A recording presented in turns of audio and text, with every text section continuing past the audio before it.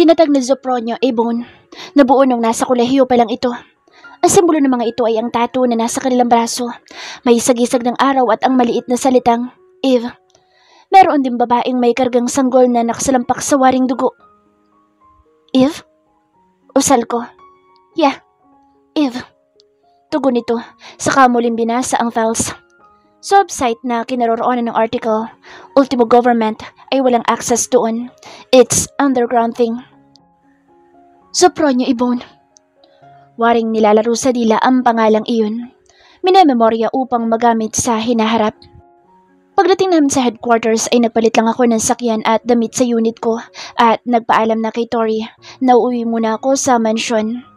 Nasa mansyon lang si Kurt at Kendra.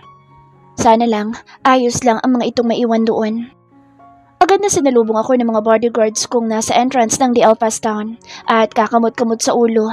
Ngumisi lang ako sa mga ito at mabilis nang pinausad papasok ang sasakyan sa loob. Tinakasan ko ang mga ito. Tiyak ding hindi nagsumbong kay Kurt dahil alam ng mga ito na malilintikan sila sa boss nila.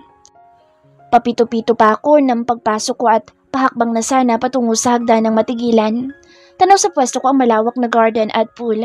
Sa isang side ng pool ay may 2 taong waring nakalimot sa kung nasaan sila. Naghahalikan ng mga ito na waring uhaw na uhaw sa labi ng isa't isa. Napakagatlabi ako, sa shock, habang patuloy pa ring pinapanood ang mga ito. Huminga ako ng malalim bago dahan-dahang iniiwas ang tingin sa mga ito kasabay ng pagpatak ng luha ko. Seryoso ang muka at waring ma-pride pang hinawi ang luha at taas noong lumakad patungo sa hagdan. Pagdating sa silid, isinara ko iyon at nagtungo ako sa banyo. Hindi man lang nag-abalang maghubad. Itinutok ko agad ang katawan sa shower sa kanang lulumong sumalampak sa sahig at sumandal sa pader. Tuloy-tuloy na bumagsak ang tubig mula sa shower patungo sa akin. Sa pagkabasa ko ng tuluyan, kasabay rin ang pag-agos ng luha ko. Ginusto mo ito, Amira. Ikaw rin naman ang sumang-ayon na malagay ka sa ganitong pwesto. Usal ko lang, pero kasunod noon ay ang masaganang luha at ang hagulhol na hindi ko na napigil dahil sa sobrang bigat ng dibdib ko. Hindi ka dapat naniniwala sa kahit na anong sabihin ni Kurt. Tiyak na pinaglalaruan ka lang niya. Gumising ka na. Usal ko na patuloy pa rin ang malakas na pag-iyak. Masakit sa dibdib. Masakit kahit pa hindi na dapat ako magulat nang makita ang mga ito sa ganoon tagpo. After all, sa simula pa lang sila naman talaga ang nababagay. Nag-assume lang akong masyado. Naakala ko kahit na sinabi kong umarte muna siya sa harap ni Kendra ay hindi magbabago ang lahat. That kiss, hindi iyon simpleng pagpapanggap lang ni Kurt. Gusto niya? Ginusto nila.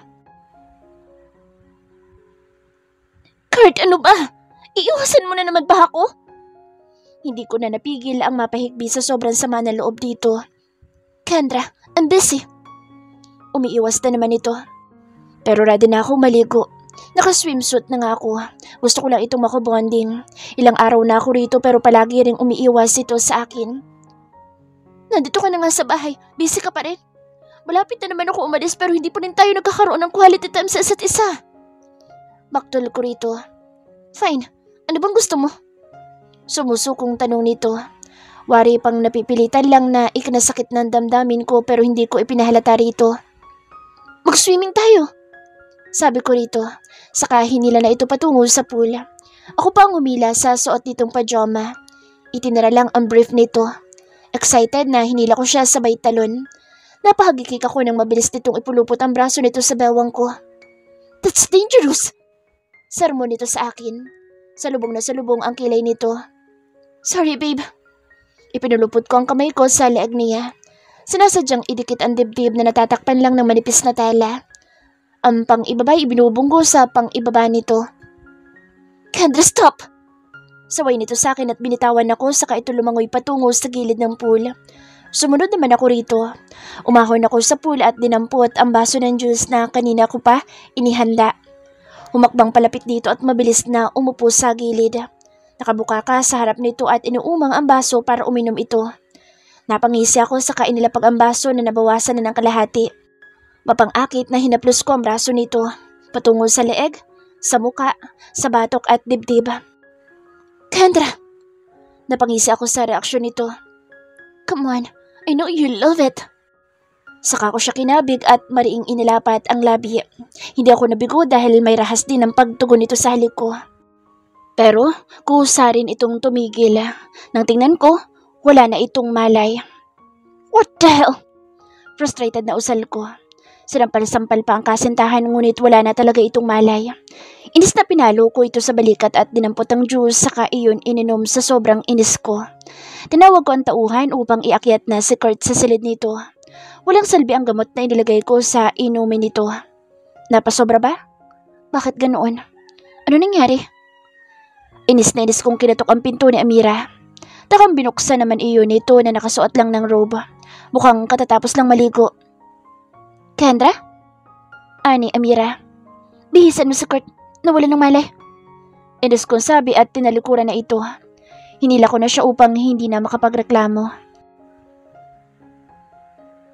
Pagdating sa silid ni Kurt ay palabas na ang mga guards. Itinulak ako ni Kendra papasok at inilok ang pinto. Katatapos ko lang umiyak dahil sa mga ito tapos ako pa ang naatasang magbihis dito. Luna, what happened to Kurt in the pool area? Tanong ko sa high-tech system ng bahay ni Kurt. Umilaw ang katapat na pader at ipinakita roon ang pagkawala ng malay ni Kurt. So kung hindi pa ito nawala ng malay, may possibility na may mangyari sa mga ito. Napahikbi na naman ako na humakbang patungo sa walk-in closet nito upang ikuha siya ng bihisan. Pero natigilan ako nang gumalaw ito. Amira. Pause ang boses nito na waring nagdideliryo. Tinatawag ako nito sa boses na waring hirap na hirap. Kurt. Tawag ko rito. Lubang nag-aalala ako sa inaakto nito. Amira. Kasabay noon ay ang paghawak nito sa pagkalalaki sa loob ng brief nito. Mabilis ko siyang nilapitan at pinigil. Sa ginagawa nito na waring wala sa sarili ay posibleng masaktan nito ang sarili nito. Ngunit pilit pa rin itong kumakawala sa hawak ko. Frustrated na tumayo ako, tinila ang necktie na nakasabit at mabilis na itinali ang kamay nito sa headboard ng kama. Inipit ko pa iyon sa mga hita ko pero ang gagoy wala na nga sa sarili. Nakuha pang halikan ng pang-upo ko na nakatapat sa mukha nito. Shit! Usal ko nang paulit-ulit niya iyong gawin. Nang matapos ako sa pagtatali, umalis na ako sa pwesto ko at nagtungo sa banyo upang punuin ng malamig na tubig ang bathtub. Luna, tell the maids I need ice. All ice na available. Urgent na sabi ko. Mas nilakasan pa ang gripo. Ginamit ko na rin ang shower upang mapabilis iyong mapuno. Ilang minuto pa ay kumakatok na ang mga kasambahay. Lumabas na ako roon at agad na kinuha ang mga yelong dala nila. Hindi na pumasok dahil ayoko makita nila sa Kurt na ngayon ay wala sa sariling pilit kinakalas ang tali. Inilagay ko sa bathtub ang yelo saka ko binalikan sa Kurt na tinulungan na itong kalasin ang tali. Akmang hahawakan na naman ito ang sarili ng pigilan ko siya at hinila patungo sa banyo. Itinulak patungo sa bathtub. Hindi naman siguro halatang galit ako dito. Sunod-sunod itong napaungol. Binalikan ko ang necktie sa kama at binalikan ito. Itinali ko isang kamay nito at itinutok ang shower sa ulo nito. Nakalubog naman na ang katawan nito sa tubig at yelo. Napabuntong hininga ko na makitang waring nasasaktan o nahihirapan nito kaya naman inilubog ko ang isang kamay ko at iginiya patungo sa pagkalalaki nito. Kung ano mang nangyari dito, tiyak akong si Kendra ang may gawa. Pero bakit kailangan pang umabot ni Kendra sa puntong iyon? Hindi naman tama iyon. Napalitan ng nasasarapang ungol ang maririnig sa lalaki. Kalmado na rin ang ekspresyon ng mukha nito. Napabuntong hininga ko na ngayon lang ulit nakahinga ng maluwag. Nang magmulat ng mata sa Kurt, parang hindi pa rin ako nito nare-recognize. Blanco iyon. Kaya naman pinagbuti ko pa ang aking ginagawa dito. Hanggang sa mawalan na itong muli ng malay.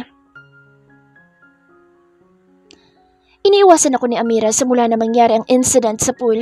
She's avoiding me and always pushing me to go to Kendra. Paalis na bukas si Kendra pero tiyak ako sa sarili ko na wala na talaga. Plano ko siyang kausapin kapag hinatid ko na siya sa airport. Inis na inis sa mga kaibigan ko na ikwento ko ang setup namin sa bahay. Ang tingin nila tuloy sa akin ay masamang lalaki. Thank you. Maluhaluhang sabi ni Kendra na tinanggap ang bouquet na binili ko para sana kay Amira. You're so sweet. Tumingkayad pa ito tumalik sa labi ko. Hinanap agad ng mata ko ang asawa na kanina lang ay minamanduhan ako sa kung anong dapat kong gawin. Wala kaming usapan na ganito. Naisahan ako ng babaeng iyon.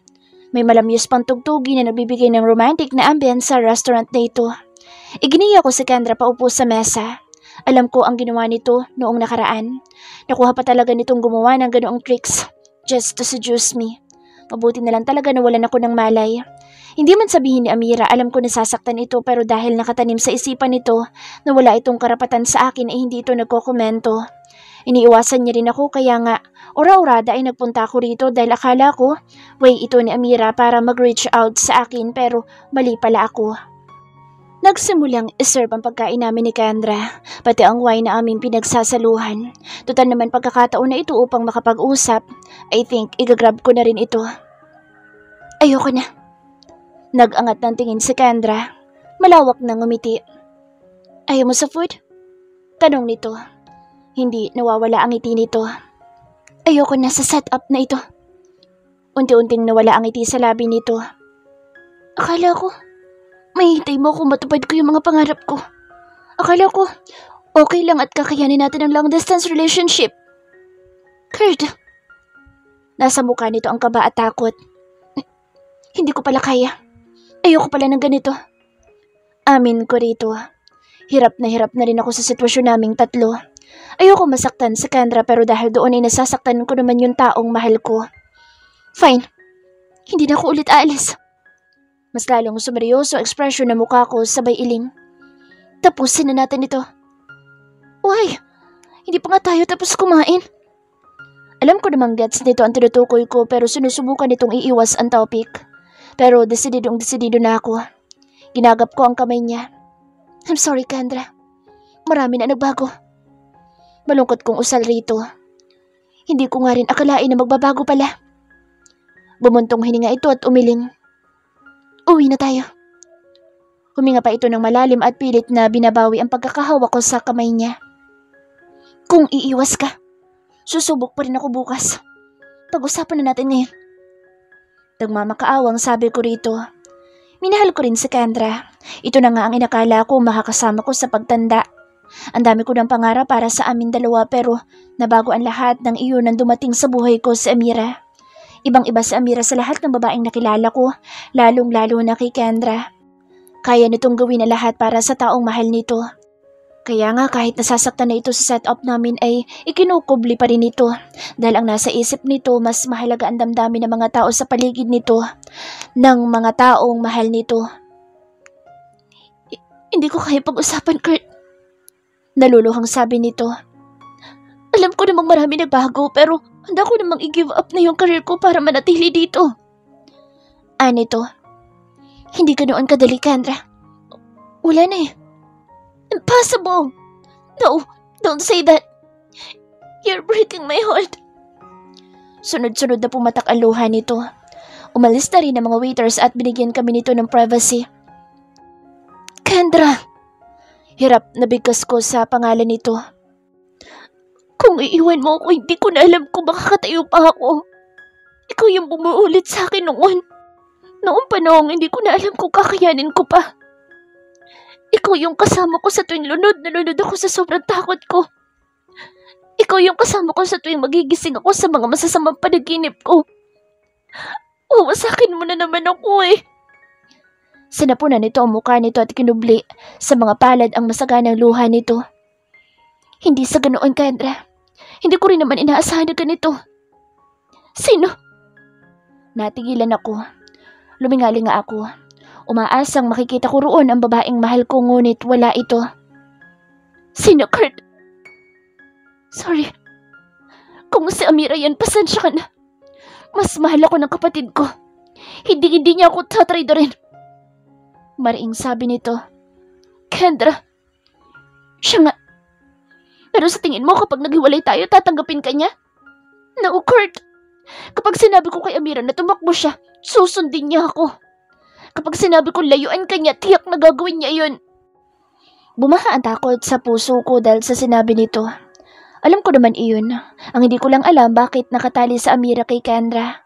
Samantalang wala namang ginagawang mabuti si Kendra para rito. Kendra, mahal ko sa Amira. I'm sorry kung sa tingin mo unfair sa part mo pero hindi naman tamang kontrolin mo kapatid mo. Kayang-kaya ko siyang kontrolin. Kahit pasabihin ko rito tumalon siya sa bangin para lang ma-please ako. Tiyak kong gagawin niya. Pinahid ito ang luha at ito naman ngayon ang umabot sa kamay ko. Bibigyan ko kayo ng pagkakataong makasamang isa't isa. Tatapusin ko ang contract. Kapag bumalik na ako, kailangan mo na siyang hiwalayan. Chomet, hindi ako tulad ni Amira na magiging sunod-sunuran sa'yo. Sinabi ko nang ayoko na. Kung ayaw mo, titiyakin kung hindi mo na makikita si Amira. Ngumiti pa ito. Kendra, hindi mo ba nakita? Mahal namin ni Amira ang isa't isa. No! Nabubulagan ka lang.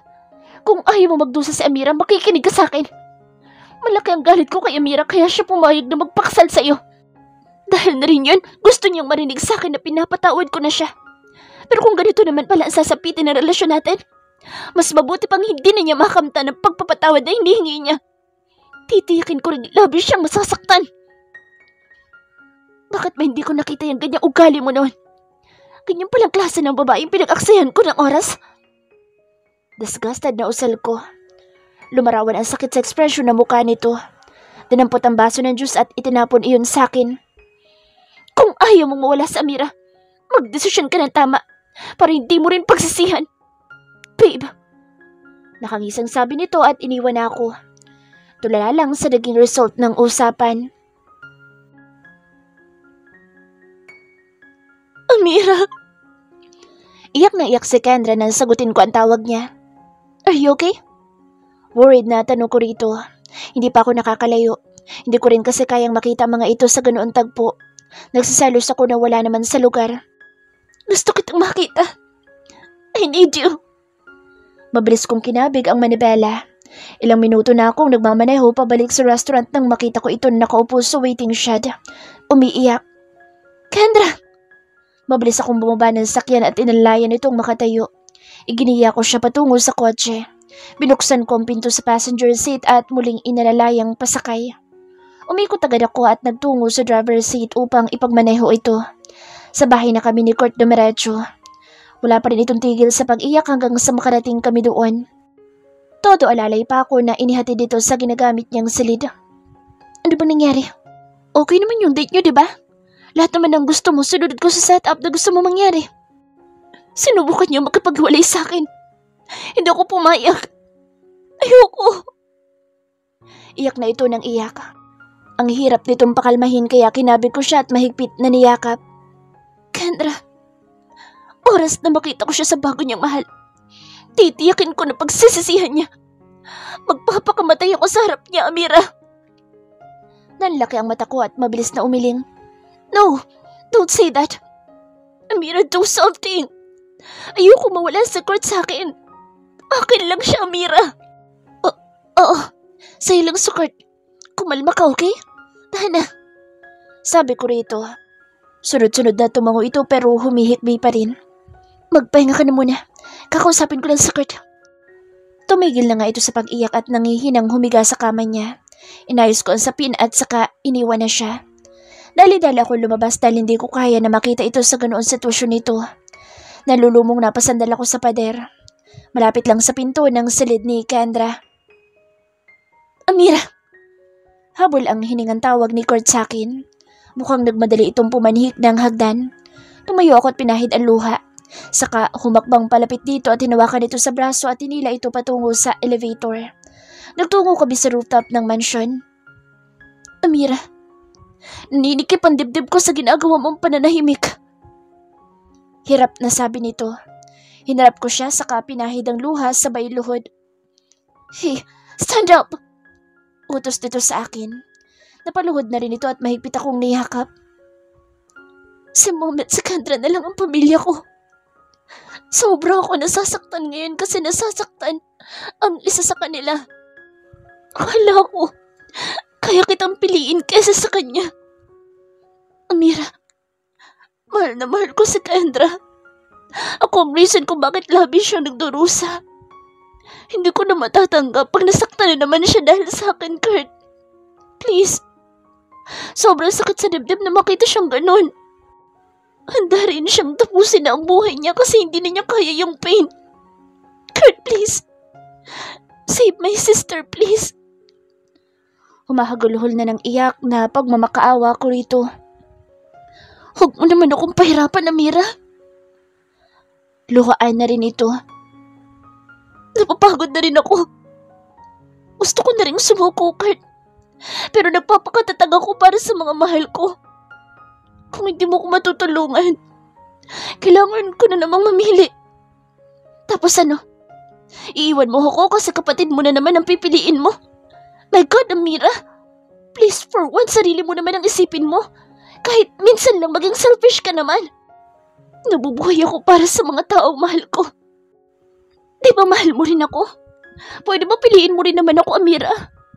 Piliin mo rin naman yung nakapagpapasaya sa iyo. Ngayon, hindi ko pa kaya. Hindi ko pa kaya piliin ang sarili ko. Sorry.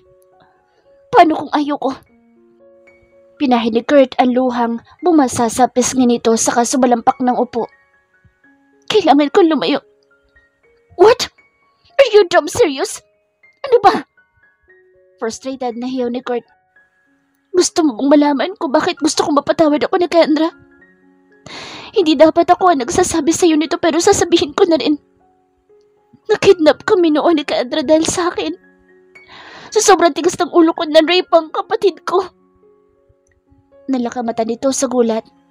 Shock na tulalang nakatingin sa akin. Kitang-kita ko kung paano siya binaboy. Nagmamakaawa siya pero hindi nila pinakinggan yung kapatid ko. Sinubukan ko siyang iligtas pero hindi ko nagawa kasi masyado akong mahina noon. Kasalanan ko kung bakit hindi magawang makatulog ng kapatid ko sa gabi ng maayos. Hindi siya pinatatahimik ng nakaraan niya, Kurt.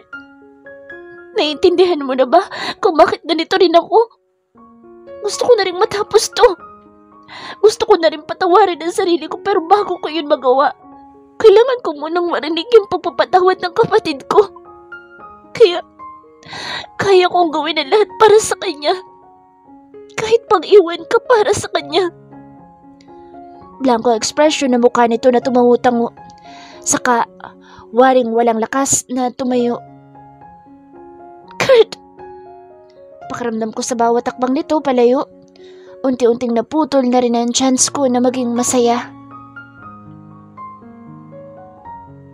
Pumasok ako sa silid ni Kendra. Inabutan ko itong umiiyak pa rin. Sumampa ako sa kama at humiga sa tabi nito. Iyak ito ng iyak na umikot at mahigpit na yumakap sa akin. Huwag mo na akong iwan, please. Pagmamakaawa nito. Hindi na. I'm sorry. Usal ko rito.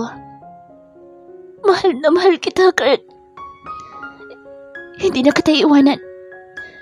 Hihintayin kitang matapos ang contract mo pero sana, kung ano man ang kasalanan ni Amira sa'yo, sana ipatawarin mo na siya.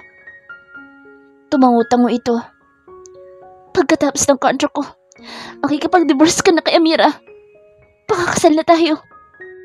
Yeah, let's do that. Usal ko rito. Kasabay ng sobrang sakit na pakiramdam sa akin dibdib. Nangako ako noon kay Beatrice na kapag may nakilala akong babaeng tulad nito na may mapait ding nakaraan, titiyakin kong hindi ko sasaktan. Pareho lang pala ng sinapit si Beatrice at Kendra. Muli ay bumalik sa akin ang alaala ng nakaraan. Huwag ka namang sumimangot dyan. Best friend ko lang naman si Kurt. Natatawa kong panoorin sina Luis at Beatrice. Sinusumpong si Luis ng kabaliwan niya. Nakita lang niyang nakaakbay ako rito ay masama na agad ang iniisip. Hayaan mo na yung pangit na yan, Bea. Samahan mo na lang ako sa mall. Biro ko pa upang mas lalong asarin si Luis. Mabilis namang hinila ni Luis si Bea na makita nitong hahakbang na nga si Bea patungo sa akin. Panira ka talaga. Nakasimangot na sabi ni Luis na malakas kong ikinatawa. Magkakaibigan kaming tatlo. Best friend ko na si Bea nang makilala ko si Luis na anak ng kasambahay namin. Never ako nagkagusto kay Bea dahil para ko na itong kapatid. Ngunit si Luis, hindi napigil ang mahulog sa makulit kong best friend. Hila-hila na nato si Bea patungo sa sasakyan ko. As usual, si Luis ang pumwesto sa driver's seat ng kotse ko habang si Bea ang naupo sa passenger seat. Ako, malamang sa backseat. Ang labas na naman, ako ang sabit. Third wheel na naman ng magkasintahan. Wala kasang iba kong kaibigan. Bukod sa abala sa pag-aaral, ang iba abala na sa mga negosyo nila. It's my free day. Tinatrain na ako ng aking ama sa negosyo niya, pero hindi alam ng mga ito na nagsimula na rin lumago ang ilang investment ko. Saan tayo dadaan? Tanong ko kay Luis. May nakita kong alternative route. Sa tatay ang nagturo sa akin. Tumango lang ako, saka sumandal sa upuan. Sinubukang abalahin ang sarili sa cellphone ko nang bigla nalang huminto ang sasakyan. Malakas akong tumama sa sandalan ng upuan sa harapan ko dahil hindi ako nakaseatbelt. Bea? Luis? Tawag ko sa mga ito nang magmulat ako ng mata.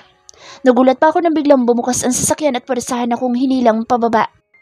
Ganoon din ang ginawa ng mga armadong lalaki sa mga kasama ko. Pareho kaming pilit na nalalaban ni Luis lalo pat pinatulog ng mga lalaki si Beatrice. Bea! Sigaw ko ngunit ako na pala ang kasunod na patutulugin. Nang magising ako'y nakatali na ang mga kamay ko pati na ang paa. Nang iikot ko ang paningin, agad na hinanap ang mga kasama ko. I saw Bea. She's crying. Punit-punit ang kanyang damit. Magulo rin ang buhok nito at waring nawala na lakas upang kumilos pa. Bea! Tawag ko rito. Para itong natauhan at agad na gumapang patungo sa tabi ko at sumiksik sa akin. What happened? Tanong ko rito. Ang dami-dami ko na. Minaway nila ako. Sabi nito sa pagitan ng paghikbi. Naikuyom ko ang aking kamao sa sinabi nito. Mga demonyo sila! Si Luis! Nasa si Luis? Tanong ko rito. Kinuha nila ang boyfriend ko. Hindi ko alam kung saan nila dinala. Tanggalin mo ang tali. Dali! Itatakas kita dito. Ngunit umiling ito. Itinuro ang tanging daan na maaari naming labasan. Rahas ang pinto.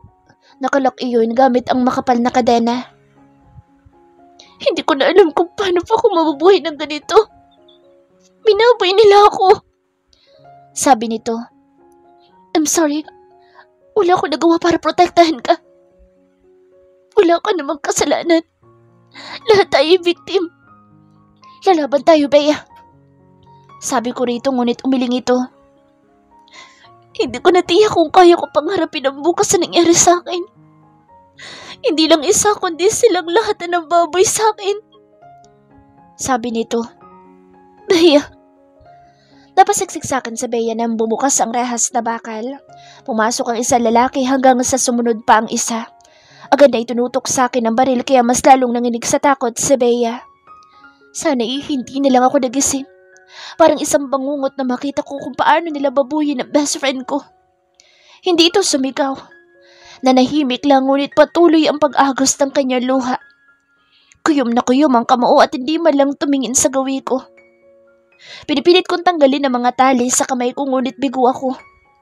Halos mapaos na ako kasi sigaw ngunit wala silang pakialam. Nang matapos sila, nakuha pa nila mag-usap. Tawagin niyo ng pamilya ng lalaking ito. 50 million ang hingin niyo. Bago niyo patayin. Sabi ng mukhang boss nila. Paano yung isang kasama nila? Patayin niyo na lang din. Nakangising sabi ng leader saka ito papito-pitong umalis. Nagsimula ang negosasyon sa pagitan ng pamilya ko at ng kidnappers. Nagmakaawa pa ako na isama na rin si Bea sa negosasyon nila. Kailangan pare-pareho kami makaalis sa lugar na ito. Kahit pa hindi namin alam kung nasa na si Luis. Pero dahil utak kriminal talaga mga ito, nagkagipitan at ako lang ang iniwan nila. Dinala pa rin nila si Bea kahit na anong habol ng mga pulis at ng mga tauhan ni Daddy Tres. Hinahabol ako ng panaginip na iyon. Hindi mawala sa sistema ko ang sinapit ng best friend ko. Yun din ang dahilan ng mga panaginip ko. Nangako ako na kapag may tao akong nakilala na katulad ni Bea na may masamang nakaraan, titiyakin kong makakatulong ako upang maging okay ang mga ito. Sinulyapan ko si Kendra na tulog na sa tabi ko. Bumalik yung mga gabing ayaw nitong mapag-isa sa silid nito. Iyak lang ito ng iyak at matitigil lang kapag nakatulog na ito sa mga bisig ko. I'm sorry. Kung nitong mga nagdaang araw ay naging harsh ako sa'yo. Babawi ako sa'yo, babe. I'm sorry. Susunod ka sa akin sa Amerika? Malambing na tanong ni Kendra. Malawak ang ngiting tumango ako rito. Ayusin ko lang ang mga dapat na ayusin sa negosyo. Inilapat ko sa noon nito ang labi ko saka siya mahigpit na niyakap. Nang tumalikod na ito, napabuntong hininga ko at kumuway pa rito. Sinulipan ko sa Amira na tahimik lang naghihintay. Nang makalayo na sa Kendra ay tumalikod na rin ito at nauna nang sumakay sa kotse. Sumunod na rin ako at walang imik na sumakay na rin. Inutusan ko ang driver na umuwi na muna kami. No, idaan mo muna ako sa office. Sabi nito sa driver. Parang nalito patuloy ito kung sino ang dapat na sundin. Fine. Tugon ko naman. Mabilis lang din kami nakarating. Hindi man lang ito nag-abalang magpaalam pagbaba nito. Hindi na nga rin lumingon nang magsimula na itong humakbang papasok ng building. Mariin kong naikuyom ang kamao ko. Siguro nga, hanggang dito na lang kami. I already choose Kendra at buo na ang loob ko.